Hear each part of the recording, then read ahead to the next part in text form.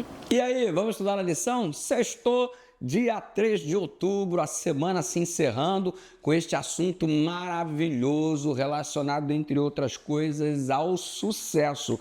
Afinal de contas, nós estamos aprendendo lições de fé no livro de Josué e estudamos a receita do sucesso. Você percebe que Deus disse para Josué: seja forte e seja corajoso. Forte para acreditar na minha palavra, para ser fiel, corajoso para poder tomar atitudes mesmo que você não consiga enxergar a saída, acreditar que o Senhor providenciará todas as coisas.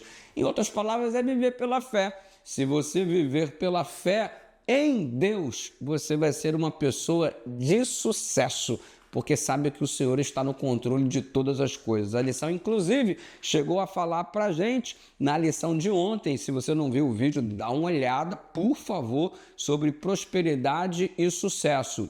Eu desejo que você, diz o Senhor, no verso 8 do capítulo 1 de Josué, seja próspero e bem-sucedido.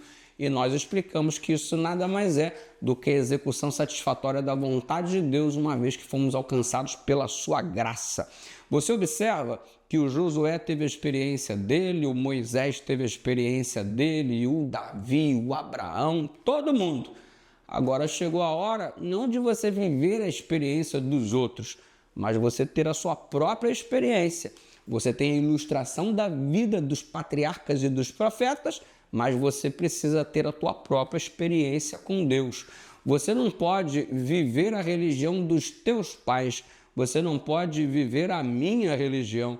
Você tem que ter a sua ligação com Deus, a sua experiência com Deus, porque isso é o que vai te possibilitar dizer: não sou mais eu quem vivo, mas Cristo vive em mim. Aprendemos nessa semana princípios espirituais que, com Josué, faz-nos entender melhor como encarar a vida, com força e com coragem, colocando Deus em primeiro lugar. E você percebe que há uma relação entre a promessa de Deus e a obediência.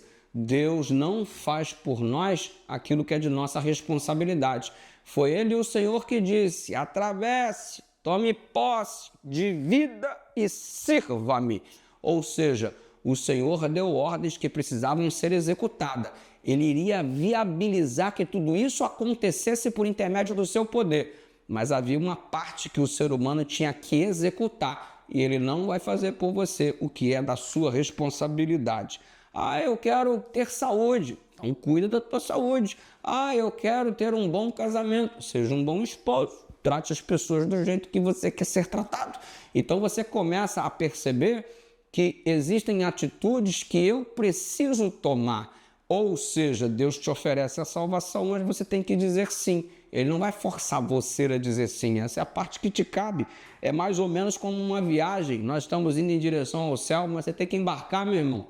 Você tem que embarcar. A passagem está paga, o passaporte está carimbado com o sangue de Jesus, mas você precisa embarcar. Você percebe que Josué certamente teve dificuldades ao encarar o sucessor, a tarefa de ser sucessor de Moisés.